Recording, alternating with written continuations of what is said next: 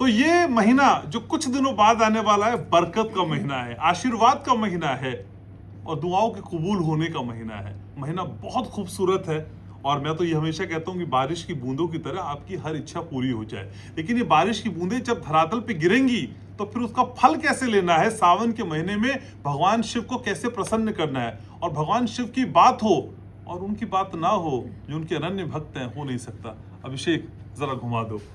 मेरे साथ शिवाश्री ऋतु हैं, जिनके शिव वचन हमारे दिल में हमेशा घर कर जाते हैं। कई सारे पॉडकास्ट भगवान शिव को लेके खूब हो रहे हैं, बिल्कुल। और सबने मुझसे कहा भी ऋतु जी के भी मुखार बिंद से हमें कुछ सुनना है, क्योंकि वो थोड़ा अलग होगा। शिव को कैसे प्रसन्न कर दें इस सावन में, अब बताइए ना कुछ। सावन में तो शिव प्रसन्न ही रहते हैं। सावन में शिव और सावन का बड़ा गहरा नाता है ना घनश्याम जी। तो सावन में शिव रुष्ट नहीं होते कभी भी, प्रसन्न मुद्रा में रहते हैं। और सावन ही वो माह है जब शिव का ताप शांत हुआ था। समुद्र मंथन सावन मास में हुआ, श्रावण में हुआ। हलाहल विष निकला और उनके ताप को शांत करने के लिए उनका अभिषेक किया गया। देव दानव सबने अभिषेक किया जी भर के उनका, गंगा जल से, दूध से। तो वो तो शांत हो गए ना, शांत मुद्रा में रहते हैं। पहली बार विवाह के बाद ससुराल आए सावन में। ससुराल में हर व्यक्ति खुश रहता है, क्योंकि आवभगत होती है। तो महादेव तो महादेव है, वैसे ही भोलेनाथ है। तीसरा कारण की सृष्टि का कारभार उनके हाथ में आ जाता है।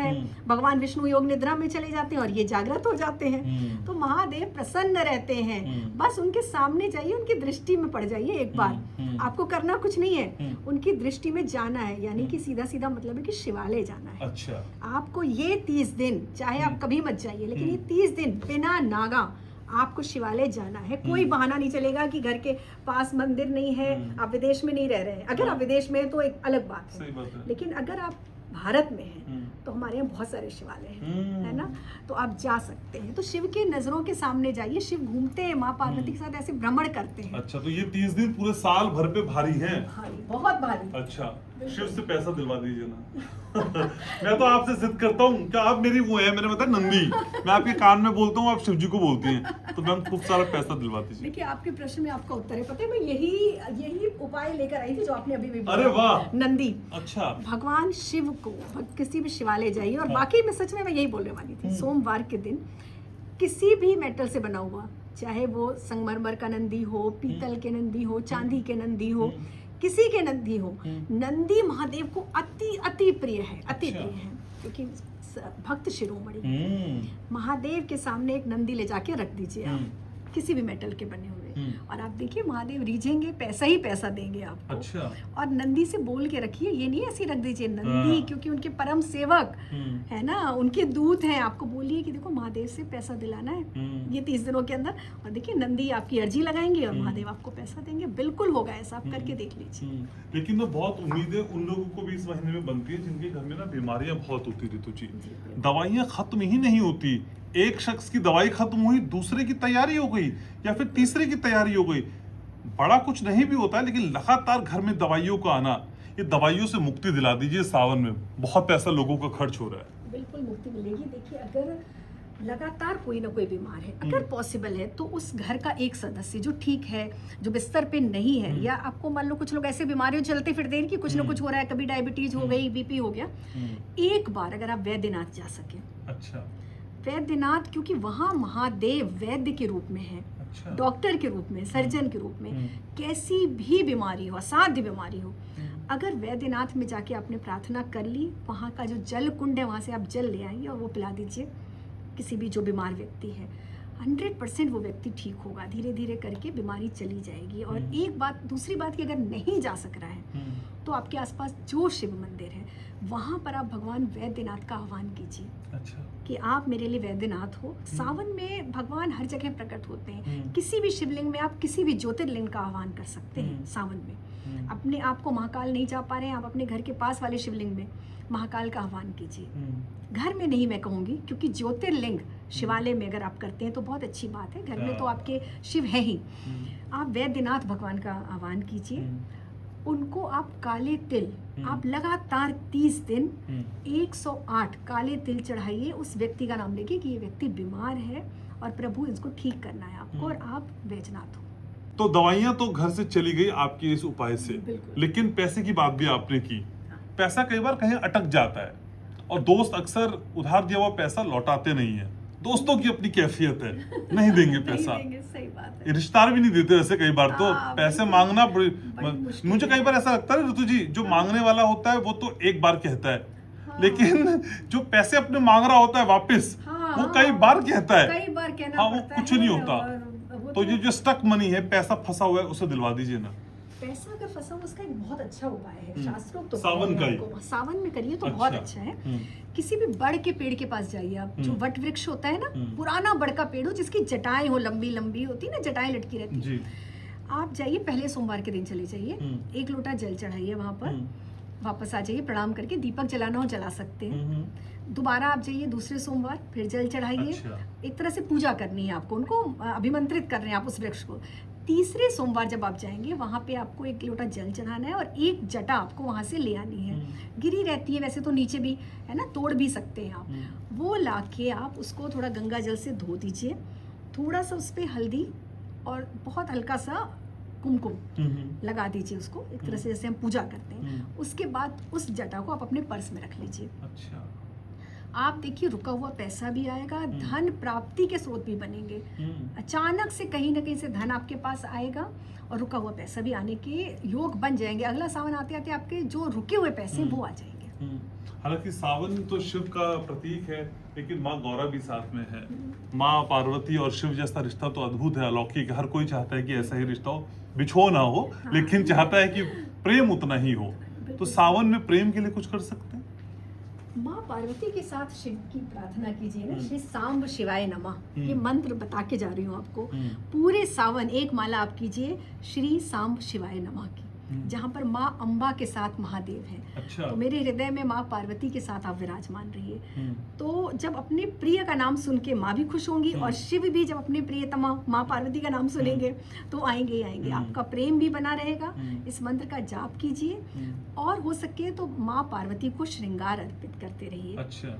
हर मंगला गौरी, जबकि सावन के दूसरे दिन जो मंगलवार आता है उसको मंगला गौरी का व्रत कहते हैं। अगर शादीशुदा जीवन में चाहते हैं कि बहुत प्यार बना रहे तो माँ मंगला गौरी को सिंदूर और मेहंदी, ये दो चीजें चारों मंगलवार अर्पित करवाइए। अच्छा। पुरुष भी कर सकते हैं, महिलाएं भी कर सकती हैं, ऐसा नहीं है। आप देखिए प्यार बना रहेगा हमेशा। बीवी खुश हो जाएगी इस उपाय से? हाँ बिल्कुल।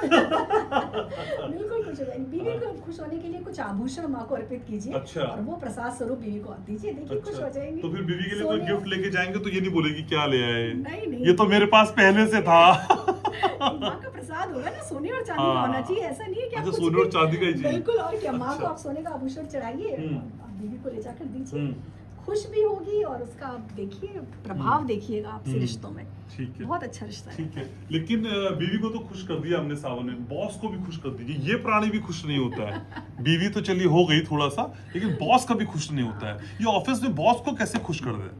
देखिए बॉस को, सब उपाय तो सारे शिव जी से ही जुड़े हुए हाँ हैं। वही चाहिए मुझे बिल्कुल आज। जुड़े हुए हाँ हैं। महादेव के मंदिर जाइए हाँ। तीसरे सोमवार को, या फिर जो सावन की शिवरात्रि आती है, आप एक डमरू चढ़ा के आइए। अच्छा। किसी भी तरह की जॉब में प्रॉब्लम चल रही है ना, बॉस प्रसन्न नहीं है, बार बार ट्रांसफर कर दे रहे हैं, दिक्कतें आ रही हैं, आप डमरू चढ़ा के आइए। किसी भी तरह का, आप किसी चांदी का भी चढ़ा सकते हैं छोटा सा, और नॉर्मल जो डमरू आता है वो आप चढ़ा के आइए भगवान शिव को। अच्छा। देखिए आपके जीवन की समस्या, लेकिन बोलना तो पड़ेगा, हाँ। कहना पड़ेगा कि बॉस की बुद्धि आप ऐसी कर दीजिए। तो डमरू बजाएंगे, बॉस नाचेगा। बिल्कुल।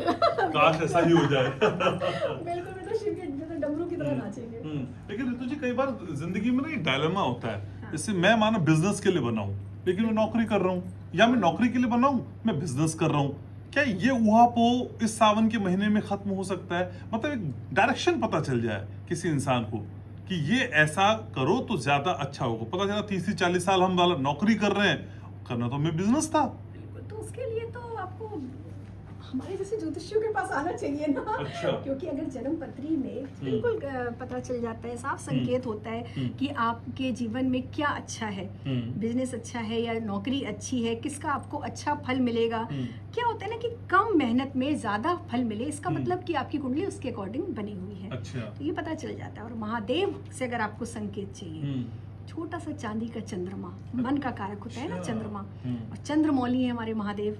महादेव को चंद्रमा चढ़ाइए और बोलिए हमें डायरेक्शन दीजिए। अच्छा। आप देखिए आपको मिलेगा। आपका मन, आपका हृदय ही आपको बता देगा कि आपको क्या आपके लिए शुभ है, अच्छा है। महादेव को आप छोटा सा चंद्रमा चढ़ाइए, बहुत छोटा चांदी का चंद्रमा सोमवार के दिन। ठीक है, लेकिन कई बार घर में झगड़े बहुत होते हैं, ऐसा नहीं कि मियाँ बीवी के झगड़े हो रहे, सास बहू का हो जाता है झगड़ा, तो बहुत ही कॉमन है। तो क्या बहू को या सास को, या सास बहू को या बहू सास को सेट कर सकती है सावन में?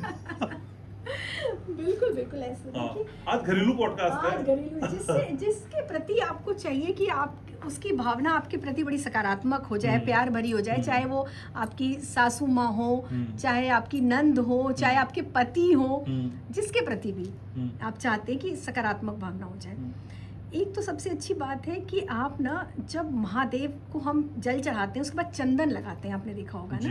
जी। तो जब महादेव को तीन उंगलियों से ऐसे त्रिपुंड बनाते हैं, चंदन लगाते समय आपको ये बात कहनी है, क्योंकि चंदन लगाते समय भगवान एकदम शांत मुद्रा में होते हैं, ठंडा दिमाग, ठंडे होते हैं। और जिसका भी दिमाग ठंडा करना है, होता है ना कि कोई व्यक्ति बहुत गुस्से वाला है कि भाई सास चुप ही नहीं होती, कुछ ना कुछ बोलती रहती है। जब आप चंदन से लेपन कीजिए, उस समय महादेव से आपको ये प्रार्थना करनी है कि भगवान मेरी सास का थोड़ा सा दिमाग शांत रहे और मेरे प्रति प्यार रहे। आप देखिए धीरे धीरे परिवर्तन आएगा ही आएगा। और अगर उसी चंदन को ले जाकर आप उनके माथे पर लगा दीजिए, इस फिंगर से, इंडेक्स फिंगर से।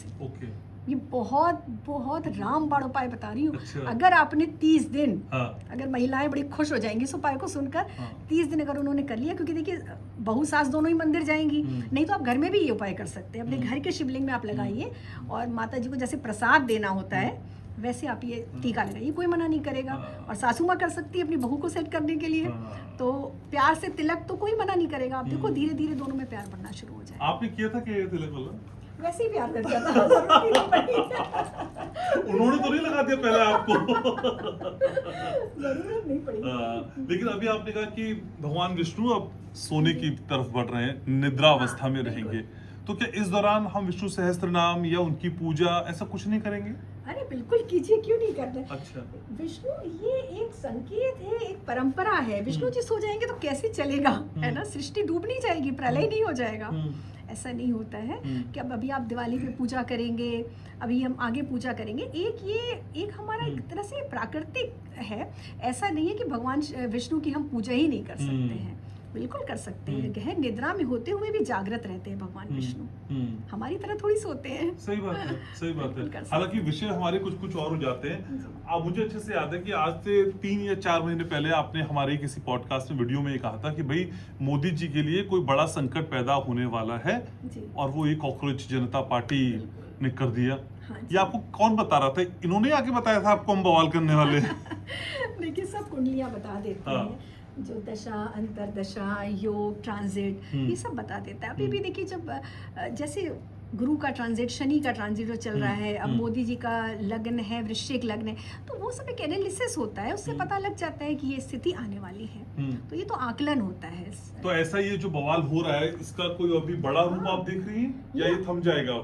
नहीं, ये अब थमेगा, अभी तो बढ़ेगा ही बढ़ेगा, क्योंकि शनि वक्री हो रहे हैं 27 तारीख से, तो अभी तो बढ़ेगा ये। अभी तो इसका और भी रूप आप देखेंगे, लेकिन आने वाले समय में करीब 1.5 से 2 महीने बाद आप देखेंगे थमेगा, कुछ ना कुछ थोड़ा छोटा आप देखेंगे, लेकिन वैसे ये शांत होगा।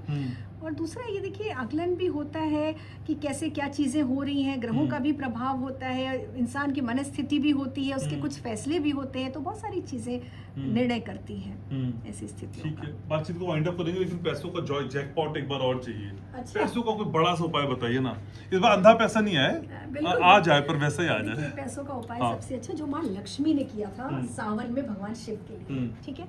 माँ लक्ष्मी भी पहले विष्णु जी की पत्नी थी, लेकिन जब वो समृद्धि देने वाली माँ बनी, ठीक है, जब सावन में माँ लक्ष्मी ने भगवान शिव के पार्थिव शिवलिंग की पूजा आराधना की थी, मिट्टी के शिव बनाकर उनकी पूजा की थी, और 108 कमल के पुष्प चढ़ाए थे माँ लक्ष्मी ने। तो वही उपाय मैं आपको बता रही हूँ। अगर माँ लक्ष्मी की कृपा चाहिए, भगवान शिव की कृपा चाहिए, तो 108 कमल के पुष्प किसी भी सोमवार को आप चढ़ाइए महादेव को, और अगर पार्थिव शिवलिंग बनाकर चढ़ाते हैं बहुत अच्छा है।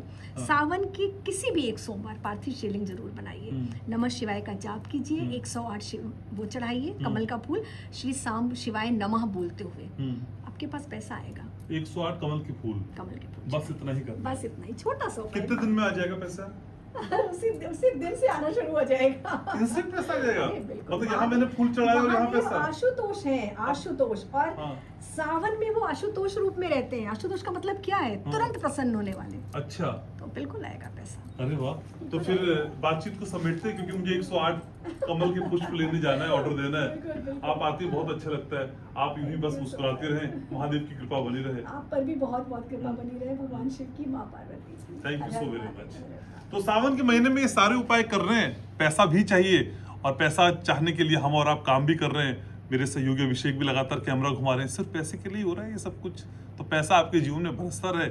आप बहुत अपना ख्याल रखिएगा, महादेव को प्रसन्न करिएगा, ये बातचीत को आगे जरूर पहुंचाइएगा, क्योंकि मुझे आपकी फिक्र है, आपको आपके अपनों की फिक्र है। तो फिर याद ये भी रख रहे हैं, मैं आपसे बहुत प्यार करता हूं।